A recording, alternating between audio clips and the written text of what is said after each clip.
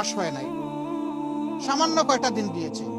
দুনিয়ার জমানো সমস্ত দাবি দেওয়া নিয়ে সবাই এখন রাস্তায় নেমে গেলে যারা এখন সরকারে বসেছেন তারা দেশটা গুছাবেন কিভাবে? এতদিন আপনাদের দাবি দেওয়া কোথায় ছিল? দাবি দেওয়াগুলো এতদিন করলেন না কেন? এখন এরা দায়িত্ব নিয়েছে জনগণের অনুরোধে, তারা তো ইচ্ছা করে এখানে আসেনি। তাদেরকে যদি সহযোগিতা না করে এইভাবে ব্যতিব্যস্ত করে তোলা হয়, তাইলে রাষ্ট্র পুনর্গঠন এবং মেরামতের যে কাজটা, এটা তো তারা করতে পারবে না। এখানে সকলের দায়িত্বশীল আচরণ আমরা আশা করি। যার যার দাবি আছে একটু ধৈর্য ধরেন, 15.5 বছর যদি ধৈর্য ধরতে পারেন, 2-1 মাস একটু ধৈর্য ধরেন, ওনারা একটু গুছিয়ে আনুক, তারপরে আপনারা স্বাভাবিকভাবে নিয়মতান্ত্রিকভাবে আপনাদের দাবিগুলা তুলে ধরেন।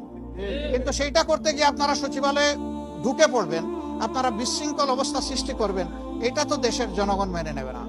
আপনারা কি দেশের জনগণের বিপক্ষে দাঁড়াতে চান? এরকম যারা দুঃসাহস দেখাবে, জনগণ কিন্তু তাদেরকে ক্ষমা করবে না।